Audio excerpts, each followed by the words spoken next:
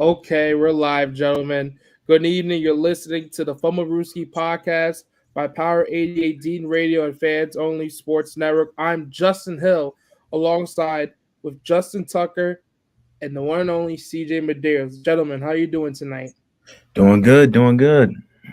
Hey, it's always great to be on another episode of the Fumblerooski podcast, so can't complain.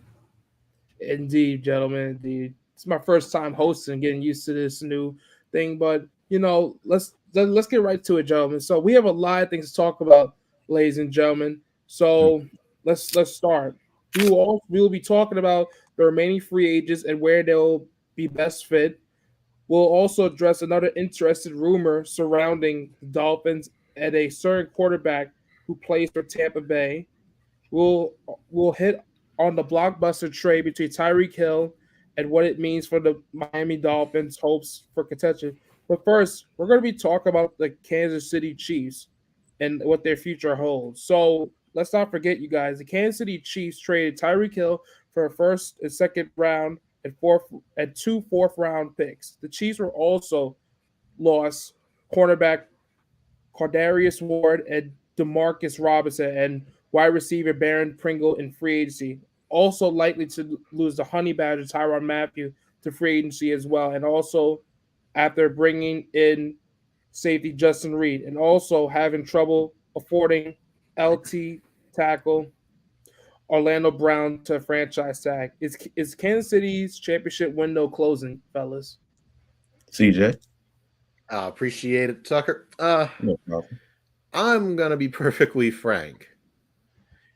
I don't know anybody outside of Kansas City who says their window is still open and not closing, because that's just what it is. It's closing. Plain and simple. Look, there's no bones about it. There's no two ways around it. No ifs, ands, or buts. The window's closing fast. You lost 3 of your top 4 receivers in free agency, and to replace them, you grossly overpaid Marquez Valdez-Scantling. And on top of that, you brought in Juju Smith-Schuster coming off what I believe is like a knee injury. And your defense is getting worse. You're going to lose the Honey Badger and your number 2 corner, Charvarius Ward. And when you consider all that, that's bad enough. But then you realize that the entirety of the AFC West is getting better. Look at who the Chargers brought on. Some are hailing them as a potential Super Bowl favorite. The Raiders reunite Derek Carr with Devontae Adams, and they added Chandler Jones to that defense. And who could forget the Denver Broncos trading for Russell Wilson? And look, that was a good roster, and we all knew they were a quarterback away from being a good team. And well, they got their guy. Mm-hmm. So let's just say you're Kansas City. You were the front runner in that division, and you kind of took a step back. But your division, who was here, took a step up. I would definitely say your window's closing. And the AFC is just starting to get more and more competitive. I mean, look at the AFC North. The Browns just got Deshaun Watson. The Ravens are going to get everyone back. The Bengals just went to a Super Bowl. And, you barely beat the Buffalo Bills in the divisional round. And don't look now, but the Dolphins, literally just got your number 1 wide receiver. So I kind of like this for the Chiefs. Let's see how far that Mahomes magic can really carry them now that, he doesn't have all the elite weapons, because he's just going to have Tyreek Hill. I mean, he's just going to have Travis Kelce, sorry. And if Kelsey's getting double teamed every play, where's the guy that's going to take the top off the defense? Let's see if the Mahomes magic can pull the Chiefs through. I'm not saying they're going to miss the playoffs, but I'm just saying their window might be closing a little bit. No mights. It is. It's hard. It's for me to try to disagree. I agree with that. I think it's shrunken, but I don't think it's completely closed. I think it's time for Patrick Mahomes to step up and be the best of the best, because some people would say that he's been gifted the amount of talent that he's been given, and that's why he's been so good. I disagree. I think he's just that good of a quarterback, but now is the time to prove it, now that he's lost his number 1 receiver and his number 3 receiver, and Demarcus Robinson. I think they should try to refill the offensive weapons as much as possible. But again, in that division. It's going to be tough regardless if they get anybody in free agency now. I could see potential moves here and there, but at the same time, I know they're going to lose Tyrann Mathieu on the defense because they just signed Justin Reed. Why would you sign another person at their position if you're trying to keep Tyrann Mathieu? So I think he's gone already. And so overall, I think it's them trying to, I wouldn't say rebuild, just try to, I want to, I wouldn't say rebuild. I just dismantle a little bit. I still think they can make the playoffs, but again, it's going to be tough in that division because of what the Chargers, the Raiders, and the Broncos just did. So with that being said, I could see them finishing first in the division. I could see them finishing last in the division. It's very hard to tell at this moment in time because while everybody took a step up, the Chiefs may have just taken a step back, to be honest. You know, a couple years ago, former receiver Sammy Watkins, a Raven in particular, Justin, said on Stephen A. Smith's First Take that the Chiefs are the new dynasty in the NFL. Well, that has been a lie. Let's say for this. They lost in the Super Bowl to the Tampa Bay Buccaneers. They didn't even score a single touchdown. And then this year, they lost to Joe Shiesty, Joe Burrow in the AFC Championship game. So with the Chiefs' window that's going on here, their dynasty is over. If you look at what's been going on with the Chiefs, they're like, what? They've only gotten, Juju Smith-Schuster during free agency. And, I forgot the other receiver's name. And, they haven't done nothing with their Marquez Valdes-Scantling. Marquez Valdes-Scantling, who's not even a good receiver in my opinion. He always just drops the ball. He was a fantasy killer in my eyes my first year ever did fantasy. But at the same time, folks, I think Kansas City days are like winning championships and going to the AFC Championship game. It's over. In my eyes, I saw the Kansas City Chiefs be like the next team of the decade to go to the AFC Championship game in the Super Bowl, just like how Tom Brady was in the early 2000s and the 2010s, always be in the AFC Championship game. But now look into what's been going on now with this AFC West division of teams scrambling during the offseason, picking up, such as like the Raiders, picking up Devontae Adams. Look at the Chargers, picking up J.C. Jackson, uploading their defense with Khalil Mack. Seeing Joe Burrow get the help he needs. And also, if you look at towards more of that division, it's going to be really very, very tough. And now you look at the Denver Broncos and the acquirement of Russell Wilson, you're going to be saying to yourself, did the contract given Patrick Mahomes was worth the money? Yes, but you need to think about it. Kansas City is not a big market. It's not like New York City. It's not like Boston. It's not like Las Vegas. These big markets that can afford star players and go over luxury tax. It's not it. And like with the Chiefs, I see them coming in last place, like what you said, CJ. And like if you look to what's going on here, it's a very sad case. We thought this team was going to be a legit contender for years to come, and now they're going to be in a tough division. Yeah, it's a very tough division, and given to the fact that they just lost their number one receiver and they're going to lose their best defensive player in my eyes because of the versatility he brings to that defense, it is that's a considerable amount of loss the Kansas City Chiefs will face. And to be honest, they might be the fourth best team in the division. That's not stretching it. When you say, when you say like the subject, it says on the top, down on the screen, is this Kansas City Chiefs window closing? Yes, the window's closing. I didn't specifically say like to answer the question, but yes, it's closing. This team, we thought for the next couple of years will be in the Super Bowl. What they've done during the offseason, it looks like they're not going to be doing nothing. This looks like a team that's going to make it to the wild card game and then just lose. Like we thought the Kansas City Chiefs were the next team of this decade. And now look at what's going on. It's a very sad case. Their defense has shown to be what the NFL shows, is that it sucks. Why? They got lucky on so many games throughout the season with their defense. But at the same time, yes, they had the offensive power, but at the end of the day, defense was championships. But to what we've seen thus far in this offseason, are they making moves? Yes. But at the same time, this is not the team that we thought was. Yeah, I totally hear you, Justin. Mm-hmm. And there is one thing I would like to say as we wrap up the segment. I'm sure you've heard the popular hashtag, the cap is crap, or people say the salary cap's not real. This Tyreek Hill trade has put those rumors to bed. It's done. The cap is real. And Indeed. I remember when I saw Tyreek Hill get traded after they couldn't agree on an extension due to money issues. I remember I was actually in a class with our main guy, Adam Wright, and I turned to him and I said, Mahomes' contract strikes again. No two ways around it. The cap is real, folks, and it might just cost you some of your good players. That's why you don't hand out big contracts like candy, Kansas City. But that's all I got. Anything else, Justin? No, I'm good. No, I'm good. Well, we just talked about that subject, but coming up, ladies and gentlemen, we'll be talking about how high is the Dolphins ceiling with the Tyreek Hill trade going to affect the NFL for years to come. You're listening to the Fumblerooski podcast.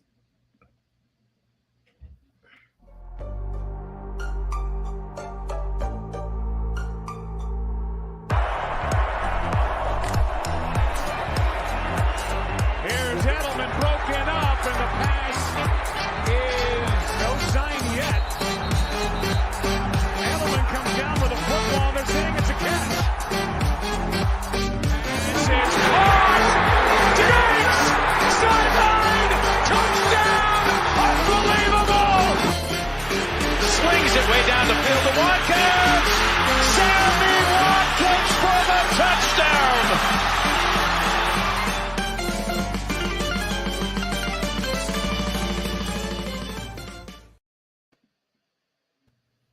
Good evening, ladies and gentlemen and listeners. Welcome back to the Fumblerooski podcast. I'm your host, Justin Hill, alongside Justin and the one and only CJ Medeiros. So, getting right back to it, you guys, we're going to be talking about the Tyreek Hill trade. So, let's not forget, folks, the Dolphins, although giving up a haul for Tyreek Hill, now have a roster loaded with talent on the offensive defensive side of the ball.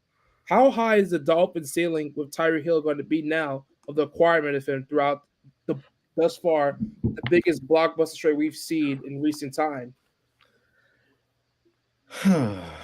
That Tuck, is. you want to take this? Yeah, I'll take it. Thanks, CJ. I appreciate it. This ceiling just went from mid playoff team to actually they could be contenders in their division and possibly in the AFC now, and that's saying a lot considering what the AFC West and North are. And what that Tyreek Hill trade does, it gives Tua a competent number one receiver. It gives him a competent number two receiver in Jay Waddle, so he doesn't have to be the number one. If they want to keep Devontae Parker, who is a proven number two receiver and a quality number one, so they have a true triple threat at wide receiver, and they just got Chase Edmonds from the Arizona Cardinals. They had somebody in their running back, and they just got protection for Tua in their left tackle, Teron Armstead. So they retooled that offense and still kept parts of that defense for years to come.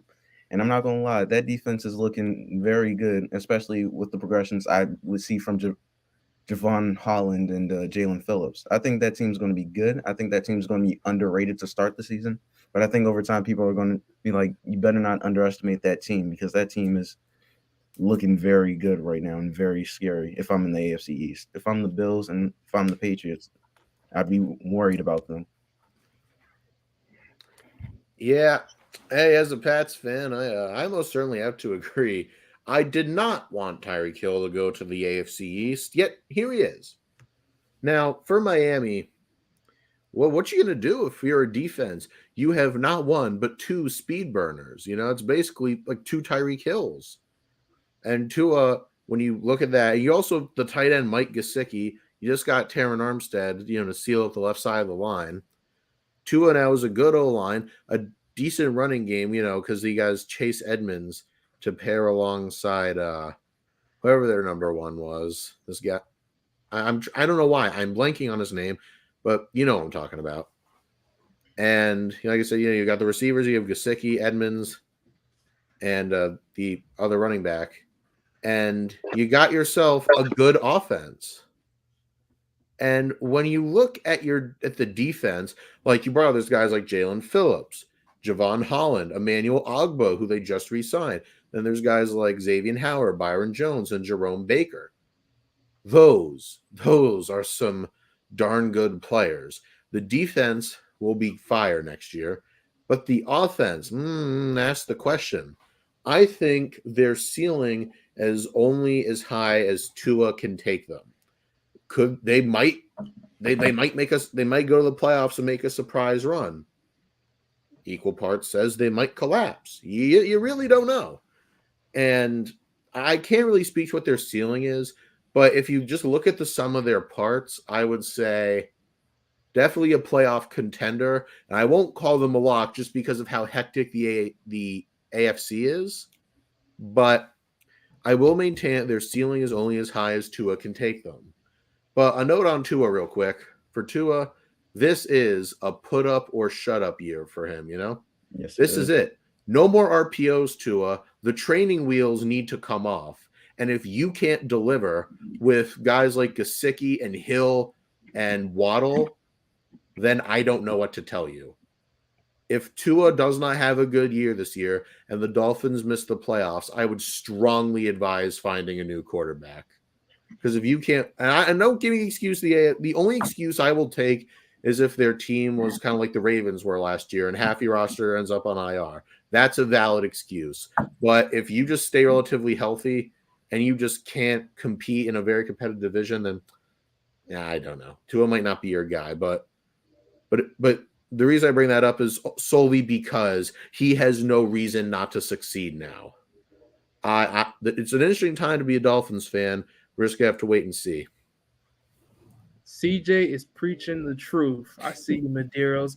But, you know, it's like what the famous broadcaster Howard Cosell said. It's like Tyreek. It's like what he said, like involving like when the Buffalo Bills got. I forgot that famous receiver when they acquired O.J. Simpson. When he said Buffalo has the juice. No, in my words, Tyreek Hill has the juice. You know, Miami got their top guy. This trade was involved in maybe 2 to 3 hours, not knowing where he was going to either the Jets or the Dolphins. But at the same time, it's a win for the Dolphins. You have Tyreek Hill playing alongside Tua in that receiving core. It's unbelievable at the same time. And like, let's not forget, you guys, Tyreek Hill is a young guy. Tyreek Hill didn't want to leave the Chiefs. It's the Chiefs' fault they didn't keep that man, including Patrick Mahomes. They could have paid him, but no, they didn't want to pay due to the salary cap and all this other stuff. But at the same time, with the Dolphins, you need to look at yourself right here. You have, for example, Baker Mayfield on the market right now, looking for a team. Would you trade the Browns something? And like with Tua, it's like what you said with the RPOs. I don't trust Tua. I think lefties in the game of football do not even exist anymore, folks. There's no more Steve Youngs in the NFL. There's no more Michael Vicks in the NFL. The lefty quarterback position is gone. And Tua represents those. We've seen it in years past. Tim Tebow failing at lefty quarterback. And now look at Tua. He's doing so horrible. I feel Tua got into the NFL and became a Dolphin in the top 10 because he was from Alabama under Nick Saban. Let's just be quite honest. Tua is the definition of a golden boy. And do you know requiring guys you need to throw at least 60 yards down that field.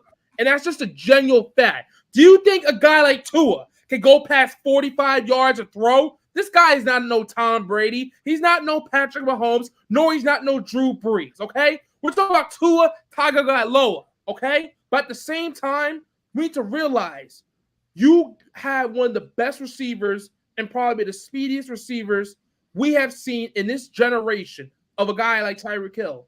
But at the same time, with the Dolphins, you need to say to yourself, are we going to waste our time and our hard-earned money for Tyreek Hill, knowing that we have a quarterback like Tua is not going to do nothing? Or are we going to provide Tyreek Hill a good quarterback who can throw at least 55 to 60 yards down the field? You know something, guys? As far as Tua goes, real quick, I'd like to bring something to your attention. Now, this might not have been known before, but I'm kind of a stat guy. I look at stats, I like to compare. So last year, Tua Tagovailoa, a former top 10 pick, had 2,653 yards, 16 touchdowns, and 10 interceptions. No, not terrible, but not what you want from a former top 10 pick. Now, last season, That there was shouldn't be in another the quarterback, NFL. the rookie Davis Mills, a third-round pick who had 2,664 yards, 16 touchdowns, and 10 interceptions. Davis Mills had like 11 more passing yards than Tua and the same amount of touchdowns and the same amount of interceptions. Statistically, you can compare Tua to Davis Mills. Yes, Is that what you want your top 10 pick to be? Davis Mills? No. Like I said, I cannot stress this enough. It's put up or shut up time, basically. All right, can you guys please relax on Tua? Can you guys please not say he's a golden boy? He's a I golden don't boy believe that he's- got to the NFL under Nick Saban. Let's be quite honest with ourselves. But he had to Anyone sit without behind Jalen Alabama Hurts for his first year. will become a top 10 to 15 pick. Let's be real with ourselves. He had to overcome Jalen Hurts. That's not his Listen. fault. He got the starting job because Jalen Hurts was Listen, playing bad. I don't care. I don't care. Wait, not to interrupt you, Justin. I don't care if Tua came in for Jalen Hurts in a college championship game. We're talking about the NFL, man. And if you can't survive in the NFL, you need to go. It's simple as that, man. It's win or go home in the NFL. Hey, man, let's just give Tua a chance. We have seen for years, folks. I'm not even trying to talk loud, but we have seen for years lefties in the NFL become a failure. And a guy like Tyreek Hill on your team, you need to have an arm, not this little thing with the throw. No, you need to throw 55 to 60 yards down the field. Simple. Okay. All right, then. Hold that on. was something. You don't need to throw it down the field if you have Tyreek Hill or Jalen Waddle. That's why they got him. That's why they need Yak. We understand. Yeah, we understand they're gonna throw like what 4 verticals or something. You know the offensive playbooks better than me, Justin. But at the same time, come on, man. Tyreek Hill mastermind the receiver position for a speedy receiver. A guy like Tua should not be throwing it to Tyreek Hill. He's gonna get incompleted every time. Simple as that. All right, then.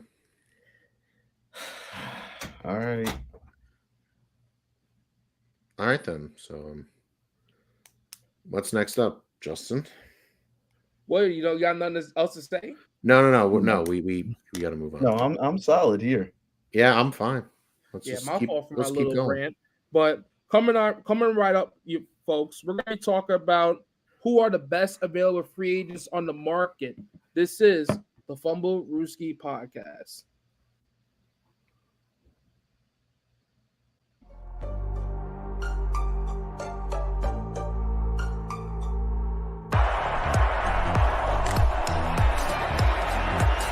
Here's Edelman broken up, and the pass is no sign yet. Edelman comes down with a football. They're saying it's a catch. This is caught. Diggs! Sideline! Touchdown! Unbelievable! Swings it way down the field to Watkins. Sammy Watkins for the touchdown!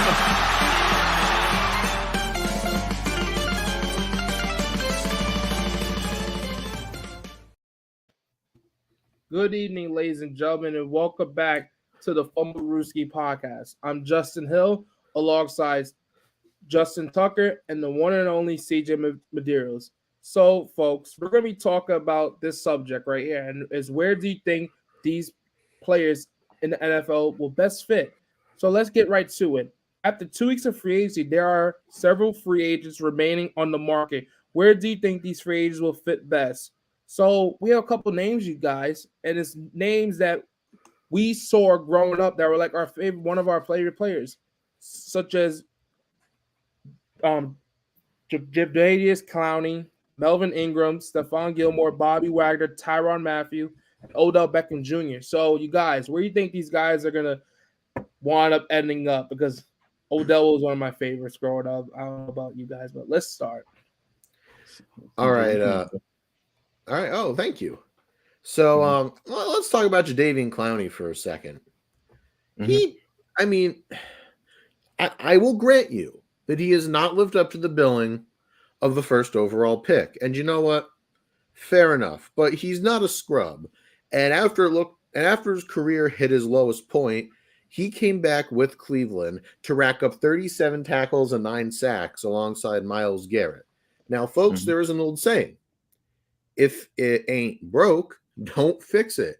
I think Myles Garrett should return to Cleveland. Plain and simple. He's not going to be the guy. He's not going to be the headliner on your defense. But if you're double teaming Myles Garrett, that leaves some room for Jadeveon Clowney to come in, and that if you're Cleveland, you got to get him back. That would be ideal. And I truly believe his best place is simply to remain in Cleveland. All right, who do you got, Tuck? I got Bobby Wagner, and you know where I'm going with this. Wow. Can I guess? Come on over to Baltimore. Come on. You fit the scheme. You fit the system. We need a coverage linebacker. You are very good in coverage. We need you to mentor our guy, our future Hall of Famer, and Patrick Queen. You help us out. We'll help you get a Super Bowl, and you'll be loved and recognized in our community. And come on, Bobby. Just come on over. He's perfect for what we want to do. He's a defensive guy in a defensive system that fits him well. He'll add to the team instead of subtract from the team, and it'll just make us look even better. So I'm all for Bobby Wagner coming over. He can still play at a high level. You can't believe it, CJ? The CJ face. I mean, there's just a hint of bias, but I'm not against it. Just come on home to Baltimore, he says. I should have expected it, but yeah, it's fine. It's fine. He's available. He's still available, and we're still in talks with him. So yes, whatever. I'm going to the Patriots. No, you guys aren't talking to him. Has to go to Patriots. Nah, I'm kidding. Y'all need Odell Beckham. Hold up. Maybe we'll get there. Let's see what our resident Giants fans say about that. All right. About Bobby Wagner, where he's going to end up? No. Please just talk about Odell. I want to know. I guess we're all taking the guys. So are you going to say New York? The runaway Odell Beckham Jr., where he's going to go. I think, time will tell. He has an ACL. Do you think teams want to pay for a guy that's going to sit on the bench and might come back for playoff time? Maybe, but maybe I could see maybe you're going to be shocked, Justin, but maybe the Ravens can give him like a small deal. We're not. Him and Lamar are good friends. You can maybe see the Rams maybe jump into play. But Tuck, would you rather Antonio Brown? No, I'll take Odell. if I was gun to my head, I'm taking Odell. Man, I'll take Antonio and Odell any day of the week. But at the same time, to be serious, folks. To be serious, folks, I think Odell, he needs to look at a championship contending team that will give him like the money he wants. He's blatted out how he feels about the whole signing to what the trade, what the Bears and the Rams did for Allen Robinson. But at the same time, for a guy like Odell, he needs to just worry about getting just repaired your ACL and maybe hope for what's going to happen next season. You can say out of the season, hey, a guy like Odell, he's rich. He's worth at least $100 million. But at the same time, like a guy like that, you can at least sit out one season and come back, see where Stephon Gilmore is going to go, maybe have a return back to the Patriots. A guy like Bobby Wagner needs to go to the Ravens. The Ravens, after missing out a couple big names, which we're not going to mention to Justin, they should definitely consider signing Bobby Wagner. And the Honey Badger, Tyrann Mathieu, maybe you should go to maybe the team like the Jets are looking for a cornerback right now at the same time. Look for guys like that. And Melvin Ingram, possibility, a contending team as well. I get it. But I want to touch on Tyrann Mathieu real quick. I think you should go to the Niners. I really do. I mean, their defensive backfield isn't honestly that great. I mean, they just signed Charvarius Ward. You already have Nick Bosa and Fred Warner, Dre Greenlaw. That's cool. But you need a truly good DB. And you haven't had a good DB in like a decent bit. Maybe not since like Richard Sherman and it was like one good season with you guys. So if I am San Fran, I am giving Tyrann Mathieu a call. Anyone What else about have you, anything Justin? to say? You said San Francisco. Yeah. Yeah, I mean they do need some hands in the secondary. Tyrann Mathieu does have some hands, so I think he could help out that secondary. I still think they need another corner, to be honest. I think I really do think they should invest in the draft for a corner. But Tyrann Mathieu does upgrade that secondary tremendously because I think he can be a leader and take control of the defense. Because the thing with him is he wants to be able to talk. He wants to have the mic in this thing so he can call the plays or whatever and line everybody up. So that's one of the big things with him. So if he goes to San Francisco, they probably might allow him to get away with that and let Fred Warner just roam free without having to think too much. Hey, it's not the worst idea. You make a great point, CJ, when you mentioned Tyrod, the Honey Badger Matthew going to the San Francisco 49ers. I think the 49ers are one defensive piece away to maybe going back to the Super Bowl. At the same time, I'm not trying to sound delusional because they have a lot of changes to do regarding their quarterback situation, but you're hearing rumors that Jimmy G might pop back in return. But at the same time, I think that would be a great fit for the 49ers, signing Tyrod Matthew to maybe like a 3 or 2 year deal worth the money that he wants.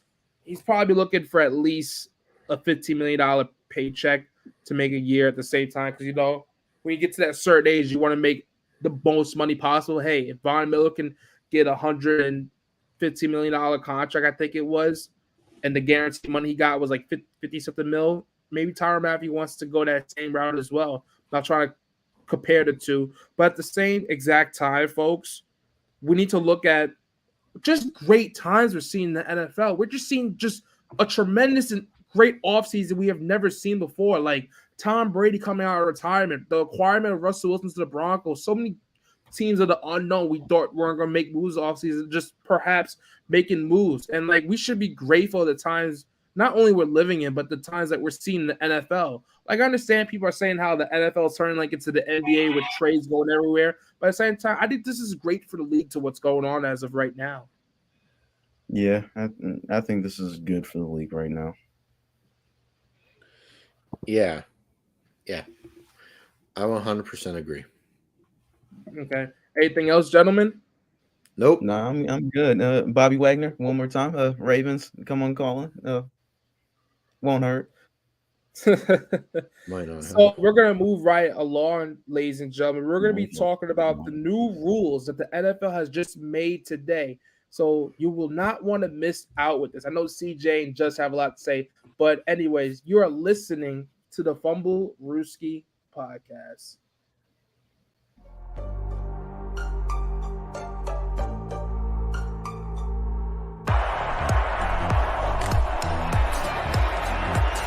Here's Edelman broken up, and the pass is no sign yet. Edelman comes down with a football. They're saying it's a catch. This is caught. Diggs! Sideline! Touchdown! Unbelievable! Swings it way down the field to Watkins. Sammy Watkins for the touchdown.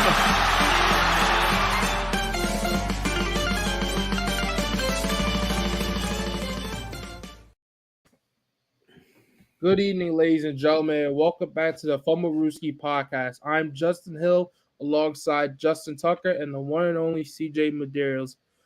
So you guys, I said before the show we'll get into it with the rumors of Tom Brady and the Dolphins, but there's some bigger fish to fry. So earlier today, both teams assured of a position in the overtime rule, such as the Eagles and Colts, for new rules to be changed in the NFL playoff format. And it was approved by NFL owners today about the possessions by both teams in the playoffs with the Sun Death. So whoever gets the touchdown in overtime can get the ball back. If they score, it keeps going. And whoever doesn't get a touchdown or doesn't get it during fourth down, the game is over. So how do you guys feel about these new rules that have just taken place in recent hours?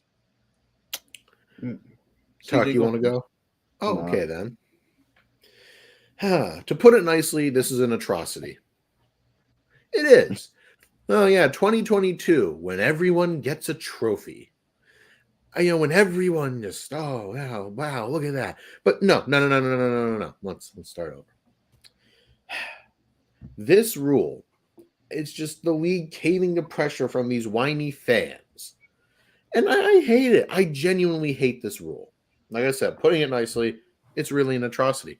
So, like, I understand why you want it. It's like, my team doesn't have a chance. And, oh, if there's 2 possessions, it gets exciting. And someone today told me that it's good because there has to be risk involved with defense. And I'm like, yeah, there is involved. It's called if your defense breaks on the opening drive, you don't get the ball. That's the risk. And you know what? This NFL league is just flipping a massive bird to defenses. Like, oh yeah, because because defense wins championships. But ladies and gentlemen, offense sells tickets. And, every time someone gets the ball first and scores a touchdown in overtime, you have to hear the endless amounts of fans moaning on social media. It's like, yeah, so no wonder the owners caved. And I believe the measure itself passed like 29-3. So it shows most of the league's on board with it. But I personally come from the Mike Tomlin school of thought on this issue, where he says, I'm not afraid of sudden death. Well, yeah, that is how it should be. And I've heard some ludicrous claims that we should, switch to college overtime rules. Do you know what college overtime rules are? It's a cluster and a half. But, I could go on forever. Just let it be known. This rule's an atrocity. Like I said, this is 2022, the year in sports where everyone gets a chance, everyone gets a trophy. Just, Tucker, please save me from having a heart attack. I agree with you. I think this rule is atrocious. First off, why are we allowing the other team to get the ball when it's very clear they didn't deserve it if they allowed the touchdown in the first place? If it goes into overtime, their defense should have won it for them in the first 60 minutes, not try to save it in the last 10. That makes no sense to me. I don't understand how overtime rules had to change because of one game. This has been going on for years now, but because of one game that happened last year, and it was a great game, I will admit, it was a great game, but because of one game last year, we decided these overtime rules suck. Let's change them. We knew these rules ahead of time. We knew these during the game. If the first team that gets the ball scores, that's the end of the game. And believe you me, that Bills defense couldn't stop a soul that night, let alone Kansas City. Oh my God. And because of that, everybody's like, let's change the rules because Josh Allen deserved to have a second chance with the ball. No, he didn't. No, he didn't. They lost. It hurts. I feel bad for Josh Allen because, again, he played a hell of a game. Gabriel Davis played a hell of a game. But unfortunately, their defense just sucked because for some reason, they just let Travis Kelce have a one-on-one, gave him a free release, and let him get into field goal range. They didn't deserve to win the game from that point on. So with that said, I don't like the way the rules are. I think it's ridiculous that we had to change the rules. And if there was some way to change them back, I want them to be changed back. So, funny thing, CJ. So I think this is your dad. I think Jeff Medeiros. He posted this on our thing, and I think you see new rules suck. Defense is supposed to matter. My fault. Well, here's something. This is why I'm so wise. Yeah, I 100% agree.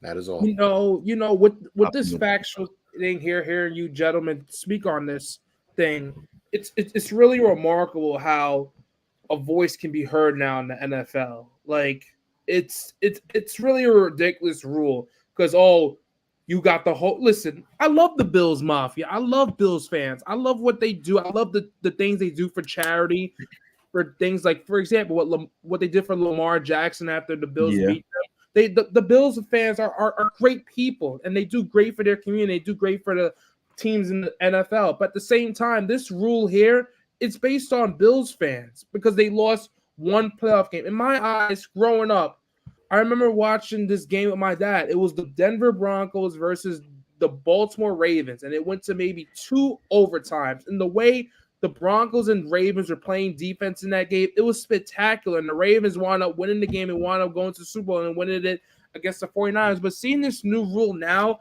I'm really not like pleased with it. I feel like it should be win or go home situation. No getting the ball back, none of that. I think the rules I think the only rule in the NFL that should be changed is tie games. I wrote an article about this, Justin. I think CJ knows because him and I was in a class last semester for our last project. My project was about how there shouldn't be no tie games in football. They should go like the NFL needs to fix that type of stuff, not having tied games in football, not overtime rules of, if you get a touchdown, the other team gets the ball back, and if they score, the game keeps going. It's really ridiculous. Like what? We're gonna do this in the Super Bowl? Like this ain't college football, like what you said, CJ. Like this is pure ridiculous. And the NFL, they're really trying to expand on stuff, but come on now. Yeah, I understand. And like I've said, putting it nicely, this rule is an atrocity. And look, it like Tucker said, if your defense or offense doesn't win it for you in the first 60 minutes, why does it now get a chance in overtime? I'm sorry. I've noticed that only like the really exceptionally soft fans want this. And I mean, that's not, okay, soft teams or whatever. It's like, and like you said, there's the whole, we can have a voice be heard. Correction, thousands of whiny voices. Like, oh my God. And also, kids, real quick, here's a history lesson. As you all know, before the Patriots won their 6th title, they beat the Kansas City Chiefs at Arrowhead in overtime. One possession, they win. And the Chiefs fans were crying. Travis Kelce threw an absolute tantrum on social media about how it should be changed. But now the shoe's on the other foot. Now Kansas City wins with one possession in overtime, and I have not heard a peep. You see, people really don't want the overtime rules to be changed. They want it to be changed when it benefits them. Keep that just for them. It's hypocritical. It's hypocritical. And definitely amen to you, CJ, because you're preaching just facts. The NFL needs to go back to its ways of not these overtime rules. It's really ridiculous. And I understand us fans, we love football, but at the same time, let's take it. We us fan bases, we've taken losses and throughout the playoffs. I've seen the Giants lose in the wildcard games like a Hail Mary at halftime, knowing the game was over. You've seen the Patriots lose to the Eagles. You've seen the Ravens, Lamar the Quitter Jackson not playing the biggest game of the regular season and losing. We see our teams have suffered great consequences and losses, but at the same time, it's ridiculous. But we have more comments on what your dad is saying right now.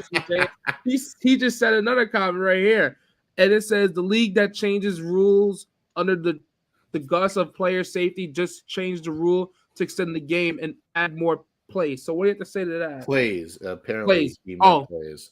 Yeah. It's true. Real quick before we end here, it's true. They're always like, oh, you do realize overtime wasn't always this way. It used to be a lot longer, but they shortened it to sudden death for player safety. But remember, the league that cares about player safety just extended overtime. The more so everybody can have a turn. Yeah. Like I said, this is 2022 where everyone gets a trophy. So everyone gets a turn. I hate this rule. Now, this is a great conversation, you guys, but we got one more thing, and that's the fan box that we all love. What is your favorite free agency signing thus far? You will definitely want to tune in. This is the Fumblerooski podcast.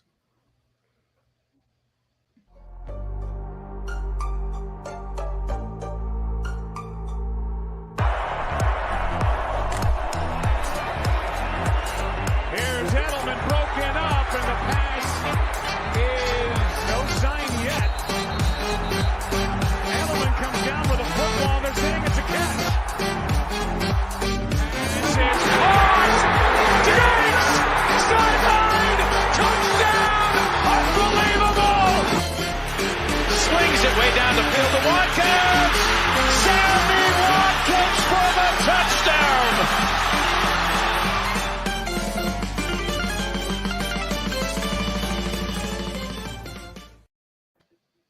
Good evening and welcome back to the Fumblerooski podcast. I'm Justin Hill alongside Justin Tucker and the one and only CJ Madeira. So, gentlemen, this has been a great evening thus far. Am I right? Yes, it has. I've had fun. I've enjoyed myself immensely. So we're gonna move right to segment number 5, and we're gonna be talking about and that's one and only. Every week we talk about the Fumblerooski fan box. So we post a question filter on our Instagram every Monday, and you can respond with hot takes, questions, and more, and we will discuss it and give it to you guys. So this week's questions on the fan box: who is the biggest loser in free agency this far? So Diego Hurtas from Seattle. So he said Seattle. My fault. They're definitely up there. I mean, I'm not going to call the Russell Wilson trade a complete wash. I need to see what they do with those picks. Yeah, but history shows that they don't necessarily do good with those picks. Shh, let them believe they have a chance. That's just wrong. I crack jokes. So, Tyson, I don't know how to say his name, but Tate, he said Jags and Cowboys. Yeah. I get the Jags, giving Christian Kirk a fat wad of change. That would hurt. And the Cowboys, I can totally see it. They've been really low key, and they got Amari Cooper for pennies on the dollar. They traded him away. I know. So Grayson Mortimer said, honestly, the Patriots have been pretty lackluster. Yeah. But look, something.